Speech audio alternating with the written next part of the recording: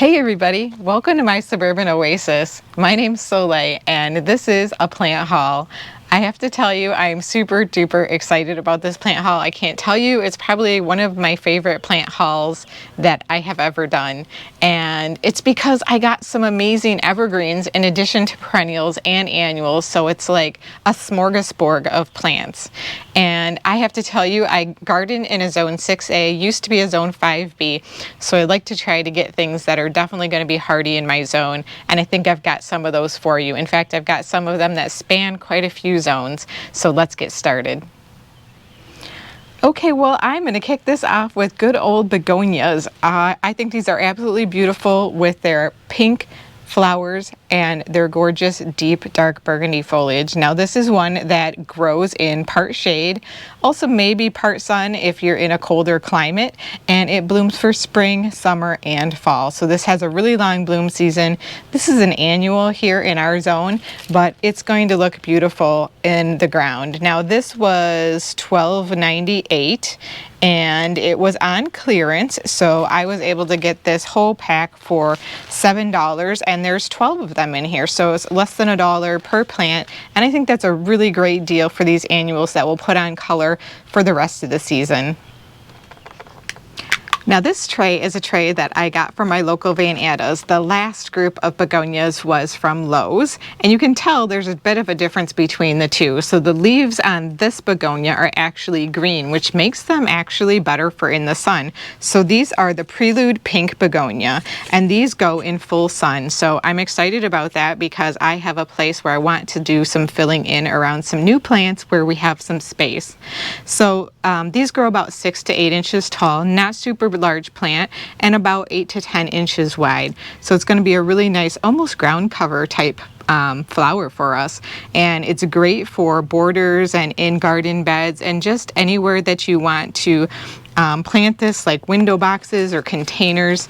And then also on the sides you might see I grabbed some additional Telstar purple of the dianthus because I want to put it in some of the garden beds that I don't have it in, just to kind of continue to tie together all of the garden beds that I have. It's a continuous repetition of a plant that I want to have. So I talked about this Telstar purple dianthus in one of the other videos that I have, so I'm not going to go into all of the details here. But if you're not familiar with dianthus, many of them are sold as annuals but can actually be grown as perennials. So they're an amazing plant that you may want to check out, and they grow really well in sun. Well, for those of you who enjoy container planting, you probably recognize this plant. This is a purple fountain grass, and I got 2 of these at Lowe's, and these grow in the sun. They take full sun, and these were marked as $8.98, and amazingly enough, that made these $4 a piece. So I got 2 of them just for $8, and I think these are going to look really great in some containers or even in the ground. These can be planted in the ground. There's no reason why they can't be. Now, these are only hardy in zones higher than zone 8. So if you're in a really, really warm climate like Florida or Texas, you can probably grow this as a perennial. But here in my zone 6A, this is definitely an annual. And many people use this as the thriller in their pot combinations because it makes a really good, nice, upright, habit growing plant. And then you can put some of those fillers around it and some spillers. Now this grows about 4 to 5 feet high and wide, but I've never had it get that big for me. And it probably might if you plant it in the ground, even more so than if you plant it in a container. Also, it will get much bigger if you are a person who likes to fertilize your plants. So in terms of hardiness, I already talked about that. It only is hardy into zone 9, and this likes to be kept moist at first, but then really only needs to be watered about once a week thereafter, so it's a fairly drought tolerant plant. All right, next up I have something that looks rather benign looking, and that is this plant that I don't have. I've never grown this plant. This is a sandwort. So this is called Lemon Ice Mountain Sandwort, and this is by Monrovia, and it's something that is a perennial, and it can be grown in full sun. So I think this is going to make a really nice mounding ground cover. It has beautiful light white, almost creamy, buttery yellow flowers, just very tiny ones all over it. I can't even say exactly what it reminds me of, but I think it's going to be gorgeous. This has really extreme cold hardiness to it, and it's also deer resistant. So that's something that's really important in my garden. So if you have deer, this one could be one for you. This one's really easy to grow, they say, and it has a nice spreading habit. It's excellent for rock gardens. It needs at least 6 hours of full sun. So definitely make sure that you plant it in the sun, and it gets 6 to 8 inches high by 12 to 18 inches wide. So really nice mounding small ground cover that blooms for spring to summer. And I actually see that there are some tiny blooms. Since I bought it, there was no blooms on it, but since I rehydrated it, I actually see a couple of very small blooms on it, which are really pretty. So I'm hoping I might get some additional ones during this year, and I'll be able to show those to you maybe in some of our garden tours. And again, this is a perennial, and it is hardy all the way down to -30, which means zone 4. So hopefully those of you who oftentimes can't grow something because it's not hardy enough over the winter, this one will do it for you. We're going to talk about a perennial now that I really think is very beautiful, and it smells wonderful. This is Hidcote lavender, and so for those of you who know, this is something that was named after some gardens that are in England, I believe, like Hidcote Manor. Anyways, Hidcote lavender, it smells beautiful. It's that nice silvery gray foliage, which also means that it's very drought tolerant, and it's a wonderful perennial. So I got 2 of these. These were also clearance plants that I got. I think I got these at Lowe's. So these are $8.48, and so they were marked down to $4 a piece. And I'm thinking about putting these in an area where we've started to have more sunshine than shade. It was shade, and then the neighbors took a tree out, so I have some ideas about where we might put these, but obviously sometimes I change my mind, so we'll see where they end up. Anyways, this one blooms in summer. It has a wonderful scent to it. It is hardy all the way down to zone 5, and this one grows only about 18 inches high by about 18 inches wide, so a nice small compact growing lavender. And you definitely just can get a lot of pollinators around these as well. And then if you want to collect the blooms after they are spent, you can dry them and keep them over the winter for that ongoing enjoyment. So I've been saving all the best for last. We have a few more to go. This one I got at Horrocks Market, and this one is a Carex, and I got 3 of these. These are called Feather Falls, and I rarely see the Carex at our stores. I don't know why, but I was really excited to see this one because I love the kind of graceful draping habit of this and how it just curls so lovely. Anyways, Carex Feather Falls, it grows in sun to part shade, so it's a fairly versatile plant, and it's really grown for its foliage, so if you're looking for blooms or something like that, this one definitely will not cut it. But it is deer resistant also. They definitely don't like how kind of sharp the little edges are of the leaves on this. It does need to be kept well watered while it's growing on, and it's hardy between zones 5 to 9, so it has a pretty good hardiness zone. And again, it's grown for its lovely foliage, and this is a really nice variegated one. I would love someday to get one that is like the Evergold one, I think it's called. Anyhow, there are several different kinds of Carex that are very similar to this that either have other types of variegation or they're a solid color, and they are a very hardy, very reliable, and easy to grow plant. So I'm really excited to try these out, and like I said, I got 3 of these, and I'm actually hoping to divide them into many more plants than that if I can. So I'll be taking a look at what the roots look like when I pull them out of the pot and whether I can actually get more plants out of it than just 3. You guys, I'm sorry if I'm sweating, but it is super humid out today, so we're gonna just enjoy this video and all of these amazing plants together as much as we can. I hope you guys are staying cool during this heat wave. This plant right here is a plant that I have been looking for quite some time, and I managed to find this one as a very small variety at my local Attas Nursery.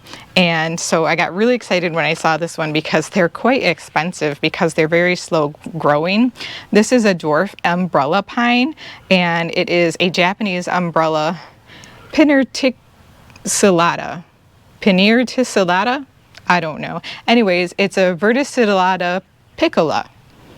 I cannot pronounce its Latin names. Usually I'm fairly good at it, but not this one. So this is a Japanese umbrella pine, and the variety is called piccolo. And I think this one is absolutely lovely, and it has these really soft needles. If you ever come across them, definitely feel them. They look kind of like a U, and they are evergreen, but they're very soft, and they do not poke you like most evergreens do. So I'm really excited to plant this one on in the garden, but I might actually enjoy it in a container for a few years. We'll see. All right, up next, we're going to talk about these two topiaries that are next to me, which actually need a little bit of trimming. I was excited to find these because I got these after I had done a video last year on how to topiary arborvitaes. And so if you want to check that out, I have some playlists on the channel that you can go back and check out old videos, and so that's part of my pruning playlist. But these are called Polar Gold, and these are arborvitaes, and you can see that their stems are very much exposed. And these are a fairly fast growing plant, so you can get to the point where you can topiary them fairly readily. And I probably will prune this into a ball, but I'm trying to decide whether I want to keep a little bit of growth at the top and maybe make a second ball, or if I want to just keep them short. I may put these in pots. I haven't really decided yet. You know how that goes. Anyhow, they had a whole bunch of these at my local Home Depot. So if you like these, maybe your Home Depot is carrying them as well. So these are, again, evergreen arborvitaes, and these are called Polar Gold, and it's by Proven Winners. And this was, if I can see what the price was, $26.98. So not bad for something that is a topiary already. But I would say that if you can get something in a 3-gallon pot that is an arborvitae, that you can topiary it yourself for much cheaper than that if you can find them on sale. You might not be able to find a special variety like this though, so I feel like it's a pretty good price, and that's why I got 2 of them. So this can grow in sun to part shade. It also is a native. It is evergreen, so it looks beautiful all year round. It's going to be a really nice pop of color because it's that vibrant, almost chartreuse and gold color. And it stays fairly compact in terms of arborvitaes. It grows about 12 to 15 feet tall. But if we keep it as a pruned topiary, it's not going to get any taller.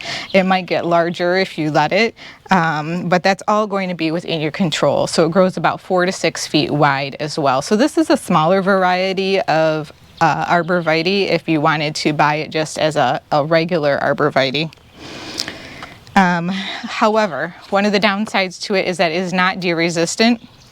The deer and even some rabbits like this. I don't know about groundhogs, but just kind of a fair warning for that. So I will not be placing these in my front garden because the deer definitely come in there too much, and I wouldn't want to have my topiaries ruined.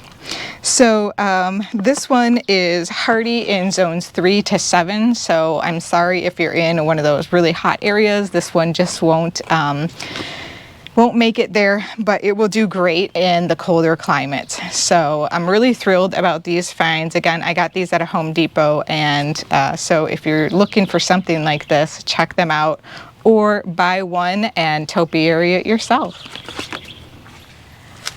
Okay, the final plant that I got is actually quite large and a little heavy for me to lift, but it is this beautiful, gorgeous, magnificent, soft specimen of a white pine. So this one I got at my local Horrocks, and this is called Niagara Falls Eastern White Pine.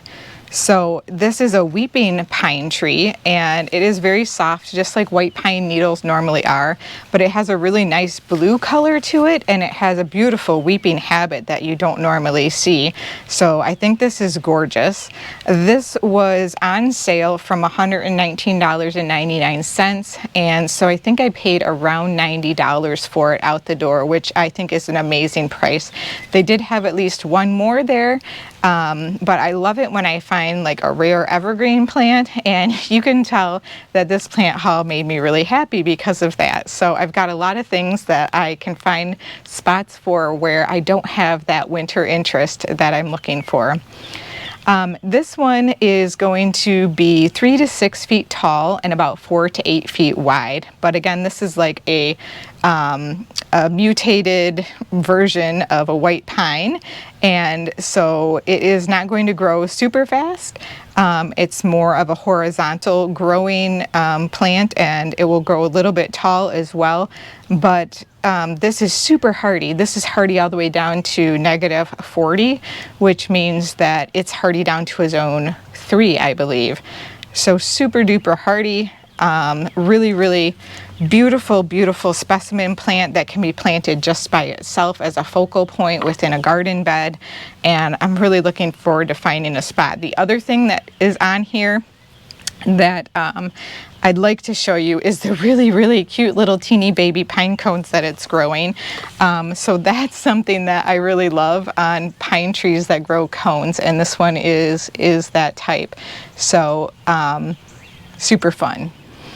Well, it's going to be really hard for me to wait for this heat wave to get over for me to be able to plant these plants into the garden, because I'm just really so excited about these plants that I'm itching to get them into the ground. But right now I'm going to have to be patient, which will give me a little bit more time to make sure I am really planful about where I put these, because I definitely don't want to dig up evergreen plants. They're a little bit less happy when you transplant them than other plants. So anyhow, thank you so much for joining me today. I hope you saw some new plants. I know I enjoyed finding these. It was like a little bit of a treasure hunt. We'll see you next time.